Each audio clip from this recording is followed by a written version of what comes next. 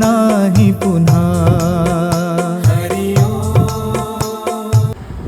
മഹാരാഷ്ട്രയിലെ പൂജനീയ ഗുരുക്കളിൽ ഒരാളായ സ്വാമി സമർത്ഥാനന്ദയെ കുറിച്ചാണ് ഞാനിന്ന് പറയാൻ പോകുന്നത്.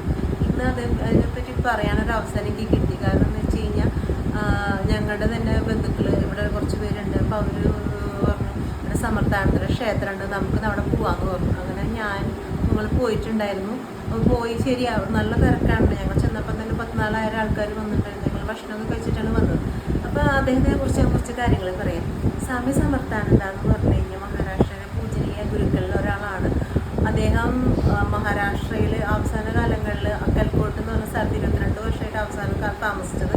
ഇന്ത്യ ഒട്ടാകെ അദ്ദേഹം സഞ്ചരിച്ചിട്ടുണ്ട്. അദ്ദേഹം വളരെയധികം കവിതകൾ അതൊക്കെ രചിച്ചിട്ടുണ്ട്.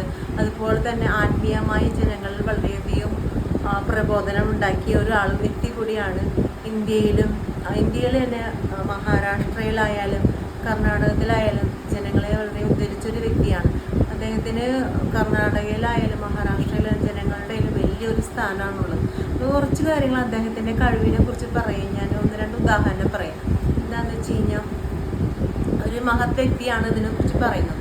ഒരു തവണ ഒരു മഹത് വ്യക്തി അദ്ദേഹത്തിൻ്റെ സമാധി മണ്ഡപം കാണാൻ പോയി. അപ്പോൾ ഈ സമാധി മണ്ഡപം ഇരിക്കുന്നത് കുറച്ച് കുറച്ച് സ്റ്റെപ്പ് ഉണ്ട്. ആ സ്റ്റെപ്പ് കയറി അതിനുള്ളിൽ പോകുമ്പോൾ ഭഗവാൻ സമർത്ഥാനന്ദ സ്വാമിയുടെ സമാധി ഇരിക്കുന്നു. അപ്പോൾ അങ്ങനെ അദ്ദേഹം സ്റ്റെപ്പിൻ്റെ അവിടെ നിൽക്കുമ്പോൾ ഒരു സ്ത്രീ വന്നു ഈ സ്റ്റെപ്പുകളൊക്കെ ക്ലീൻ ചെയ്യുന്നു. അപ്പോൾ നോക്കി അദ്ദേഹം ശ്രദ്ധിച്ചപ്പോൾ ഒരു പച്ച സാരി, അങ്ങനെ പച്ച ബ്ലൗസ് അങ്ങനെയൊക്കെയാണ് ധരിച്ചിരിക്കുന്നത്.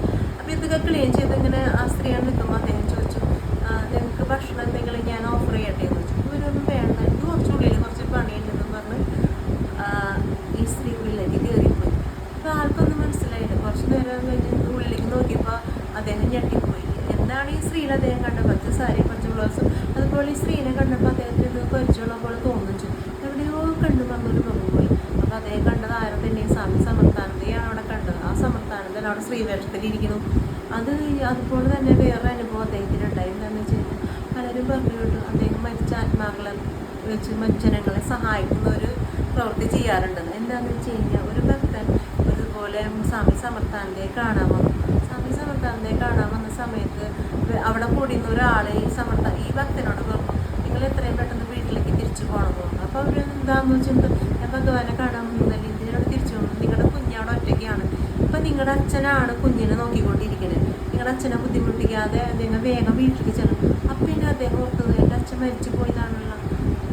അദ്ദേഹത്തിന് അത് വിശ്വസിക്കാൻ തോന്നിയില്ല. എൻ്റെ അച്ഛനാണ് മരിച്ചു പോയി, എൻ്റെ അച്ഛനെ എങ്ങനെ കുഞ്ഞിനെ നോക്കണേന്ന് അദ്ദേഹം വിചാരിച്ചു.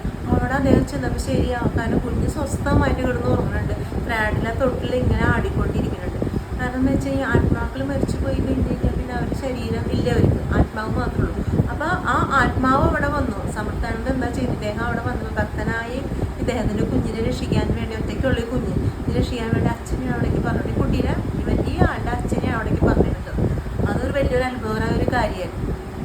അതുപോലെ തന്നെ ഈ നേരത്തെ പറഞ്ഞ മഹത് വ്യക്തിയുടെ ഒരു ഇവരെല്ലാവരും കുറച്ച് സുഹൃത്തുക്കൾ എല്ലാവരും മഹാരാഷ്ട്ര മൊത്തം കറങ്ങാമെന്ന് വിചാരിച്ചു. അപ്പോൾ അവർക്ക് ചില പ്രത്യേക ഉദ്ദേശങ്ങളൊക്കെ ഉണ്ടായിരുന്നു. എവിടെയൊക്കെ കറങ്ങണം എന്ന് അവർക്ക് ആഗ്രഹം ഉണ്ടായിരുന്നു. പക്ഷെ അപ്പം ഒരു കാർ ഡ്രൈവറിനെ സമീപിച്ചിട്ട് പറഞ്ഞു, നിങ്ങൾ എൻ്റെ കാറിൽ കയറിക്കോ, ഞാൻ നിങ്ങൾ എവിടേക്കാണ് പോകേണ്ടത് വെച്ചാൽ അവിടേക്ക് കൊണ്ടുവന്നു.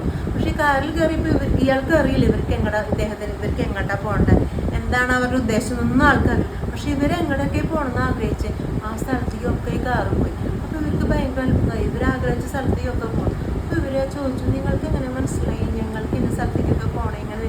അപ്പോൾ ആ മനുഷ്യൻ പറയാം, എന്നോട് സ്വാമി സമർത്ഥാനന്ദ പറഞ്ഞിരുന്നു, നിങ്ങളെ ഇങ്ങനെ ഒരു വ്യക്തികൾ ഇവിടെ വരും, നിങ്ങളെ സഹായിക്കണം എന്ന് പറഞ്ഞു. അതുകൊണ്ടാണ് ഞാൻ ഇങ്ങോട്ട് വന്നത്. അപ്പോൾ അവർക്ക് ഭയങ്കര അത്ഭുതം. ഓൾറെഡി അവർക്ക് അനുഭവങ്ങൾ ഉണ്ടായിരുന്നു. അപ്പോൾ ഇതും കൂടി ആകുമ്പോൾ ഭയങ്കര അപ്പോൾ ഇന്നും മരിച്ചു പോയിട്ടും സ്വാമി സമർത്ഥാനന്ദ എന്ന് പറഞ്ഞാൽ ജനങ്ങൾക്ക് ഇന്നും വളരെയധികം അത്ഭുതങ്ങൾ പ്രവർത്തിച്ചുകൊണ്ടിരിക്കുന്ന വ്യക്തിയാണ്. ജനങ്ങളുടെ ഇടയിൽ ഇന്നും ജീവിച്ചുകൊണ്ടിരിക്കുകയാണ്. അദ്ദേഹത്തിൻ്റെ അത്ഭുതങ്ങൾ എത്ര ഉണ്ടെന്ന് പറഞ്ഞാൽ അവസാനിക്കില്ല. അത്രമാത്രം അത്ഭുതങ്ങൾ ഇപ്പോഴും അദ്ദേഹം പ്രവർത്തിച്ചുകൊണ്ടിരിക്കും. ഇപ്പം ഞാൻ ഈ വീഡിയോ നിങ്ങളോട് കാണിച്ചിട്ട് എനിക്കും എൻ്റെ ജീവിതത്തിൽ എന്തെങ്കിലും അത്ഭുതങ്ങൾ സംഭവിക്കാം. ഞാനത് എന്താണ് സംഭവിച്ചത് ഈ പിന്നീട് ഒരിക്കൽ വീഡിയോയിൽ പറഞ്ഞു തരാം. ഇതുപോലൊരു വീഡിയോ ഉണ്ട്, എനിക്ക് ഞാൻ കാണിച്ചു തരാം എന്താ സംഭവിച്ചത്.